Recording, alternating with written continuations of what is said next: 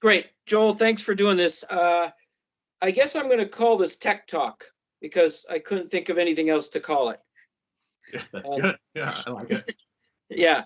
So just so everyone knows who you are, this is Joel Ganey, Technical Director of Gallatin Elite, also a U.S. Soccer Federation grassroots instructor, MYSA, ODP, or MDP staff coach, been around for a while. So today I wanted to talk about the practice play format that U.S. Soccer has been promoting or teaching now for just over 2 years, I think.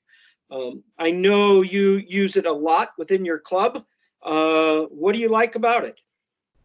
Yeah, we've been using it actually for the last couple of years, and I think the biggest thing I like about it is that it's based around the game, right? And there's so much research now on kids and how they learn, and that it's providing things in context to the game is beneficial for their deeper learning and understanding of subjects, and also they tend to enjoy it more. They enjoy it because everyone likes playing. I like playing, but I think they enjoy it because they can get stuff out of it that they can see how they would be able to use that in a game as well within that context. So I think those are probably the biggest things I like about it. Nice. Are there things that, because I hear, and I know you hear feedback at coaching courses, and I do, some coaches have told me that it's hard to, that they feel that there's less structure, or they have less, I don't want to say discipline, but maybe less structure than the old way of having a warm-up, small-sided, expanded, and scrimmage. Do you find any of that, or did you find any of that when you first started? Yeah, I can see that, and I can see why people would think that. I don't know if I agree with it, though. I think on one hand, when you look at a session and you're watching a session, if you see kids that are very organized and standing in lines or rows, like that looks like it's very organized and very well put together, and kids are being disciplined. But I don't think there's as much learning going on there. And I would even argue somewhat the opposite, that even though they're maybe following instruction, I think they're probably bored out of their minds. Whereas if they're playing in a game and you can relate that to them and help them understand why they're doing it, I think they want to play a game. So I don't really see the discipline being an issue, but I can see from like an outside perspective how it would seem like it's less structured.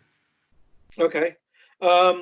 Yeah, I think if the coach has the training session organized and it flows, I think, the kids would stay active and there wouldn't be a lot of downtime.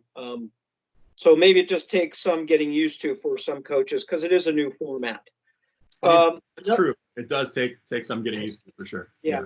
Another thing that I know you've heard in courses and I've heard is, well, where's the warm up in this format? I have my idea about it. What's your thought about that?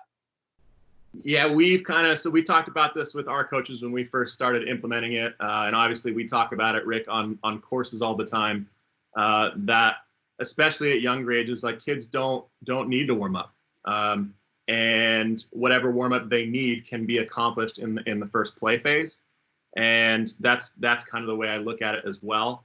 If I ever get to like an older age group where I feel like, hey, we need to, we just had like a tough game, we need to make sure that we warm up properly and take an extended warm up.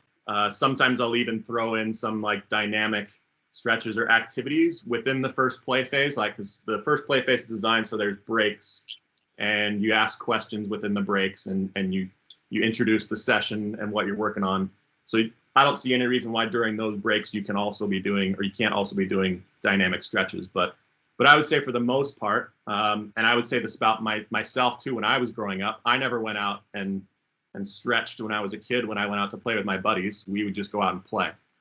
So I think kids actually do okay without dynamic stretches, as long as it's like a gradual progression into it. Yeah, I think, if you watch kids go out and play on their own, whether it's soccer or if they're going skiing or they're going on a bike ride, nobody warms up. The kids just go out and they just do it. And I was the same way. We just went out and played. I think in the first play phase, where you're in a small grid, maybe a 20 by 30, there's no full all-out sprints. There's no striking the ball extremely hard. And what's happening is your blood is starting to flow, your heart rate's getting up, the muscles are getting warm. And I think it's actually better than a strictly dynamic warm-up, because now you're thinking about soccer as well. So you're warming up your brain as well as your body. So I consider the first play phase as part of the warm-up. Yeah, and I totally agree with you. Like, cognitively warming up and increasing that complexity, I think, is important as well to think about. So yeah. Yeah. What about this? How do you coach technique in play, practice, play? Another question we get probably in every course, right? Yes, definitely. And I would say you coach it the way you should. You coach it within the context of the game.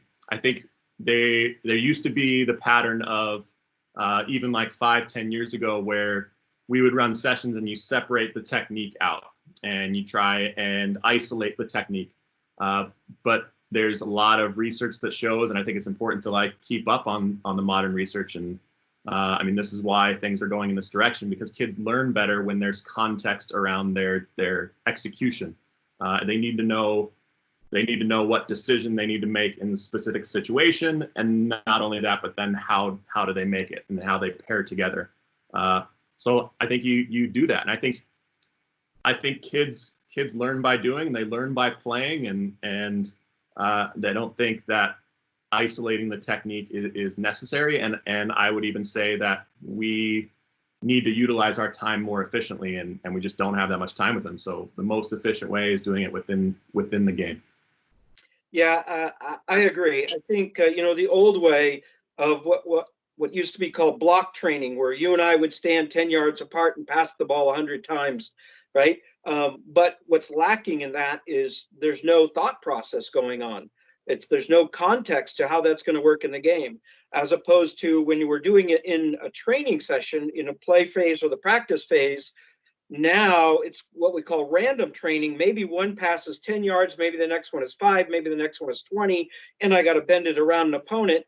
Now I have this thought process going along with the technique, which is for our game, right? It's ideal. So yeah, I agree.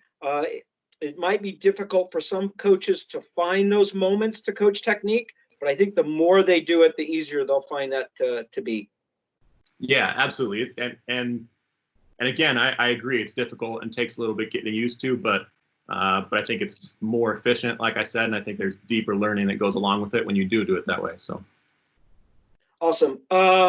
What feedback do you get from players? Because I'm sure you have players that grew up, in the old format, and now they go to play, practice, play, and it's like, what the heck is this, right?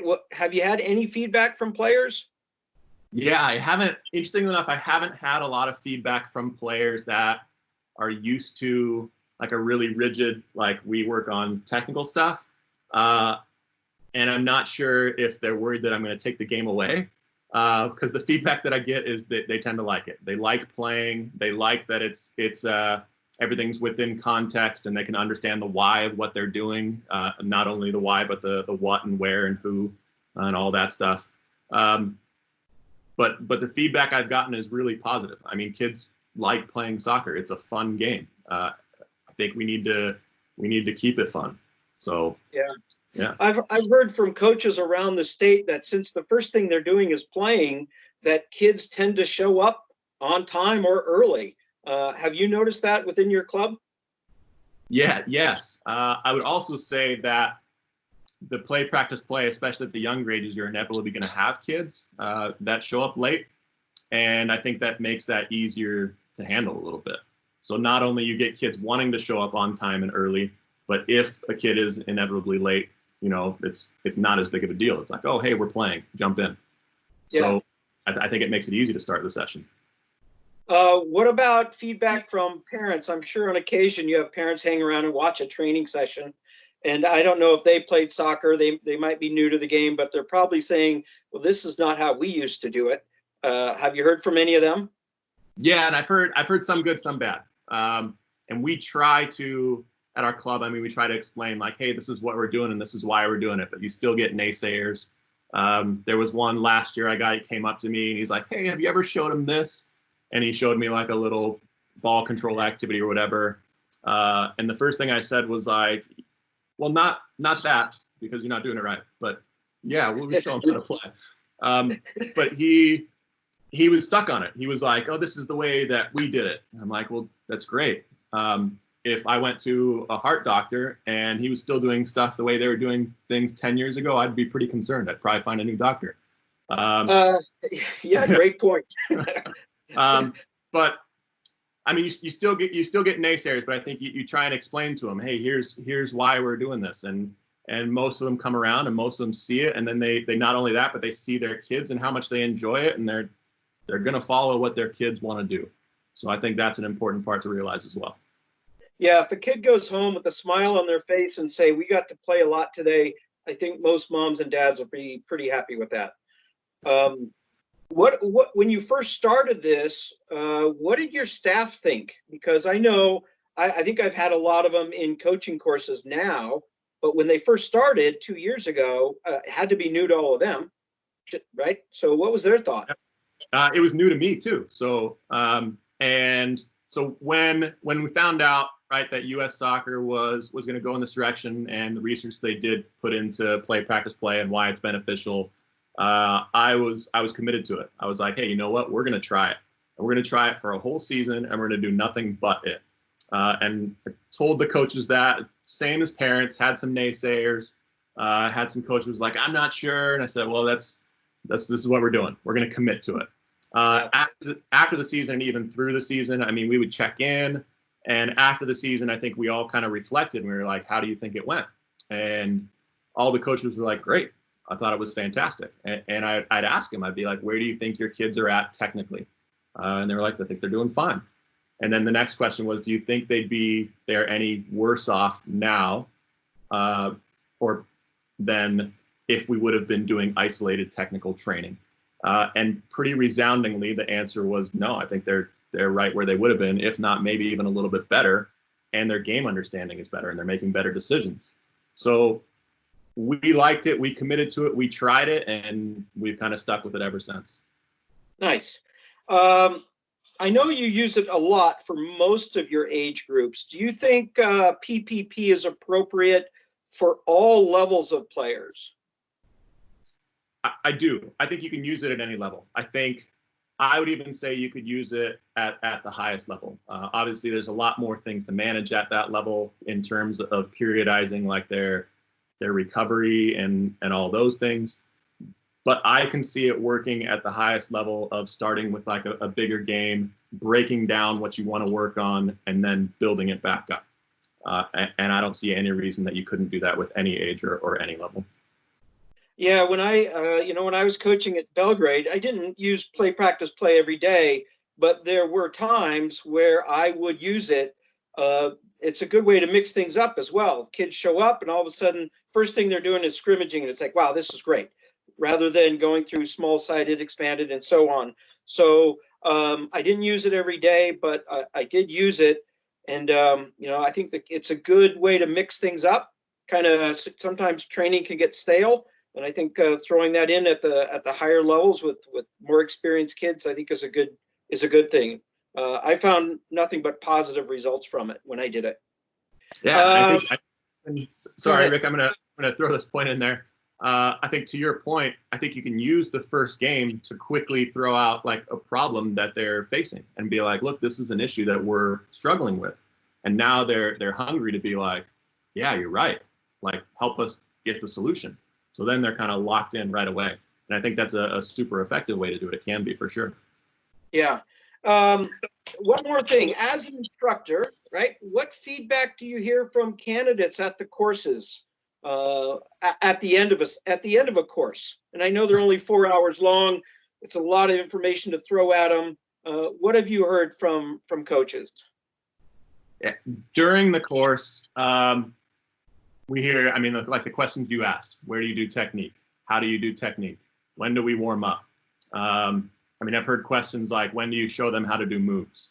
Like stuff like that, And I think there's still a place for that, whether that's after training and you have individual and you show kids moves, or in the context, be like, hey, here's a way you can, or maybe even challenge them to come up with their own move. How can you beat this defender in this situation? So, I mean, those are common questions. I think the most thing we get at the end, the most thing that I've heard at the end is, I'm still not sure. I still don't feel super comfortable with it. And I just try and encourage everyone, like we did, like, try it, commit to it. You won't know if you like it or not unless you actually do it. And I think you'll like it, and I think you're going to enjoy it and get more out of it. I think your players are going to get more out of it. So I encourage them, try it, do it, go back and do it. Yeah, I have a feeling, and I don't know, obviously, but I think coaches go away and they might try it for 1 or 2 sessions, or maybe 3 sessions even, and go, I don't know if it's working. And I think they need to do like what you did, commit to it for a season. Say, well, this is what we're going to do. Because I think if you don't give it a chance and see how it's going to work, you can't see the results in 2 sessions or 3 sessions or 4 sessions. You need to give it some time to work. So I hope coaches out there are doing that, giving it a shot. Obviously, the soccer minds in the U.S. and around the world have looked into this, and they think this is the way to go. And I'm all in, hook, line, and sinker as well. So hopefully it'll catch on across the state. I'm going to let you go. I appreciate you talking to me. I hope I'd like to do it again and maybe get a little more into the finer points of play, practice, play, like the 5 W's, the elements of a training session, self-reflection, those kinds of things. Maybe how to write up a play, practice, play training session on your own. So if you don't mind, I'd like to call on you again at some point and maybe go over those things as well. Yeah, I think that'd be fun. I mean, we've got some time, so I think Yeah, for a little we bit. do. So yeah, I'm into it. I think it'd be fun, and definitely, I'd love to do it. So thanks for asking me to do this and for talking to me. All right, man. See ya. Stay safe. Stay healthy.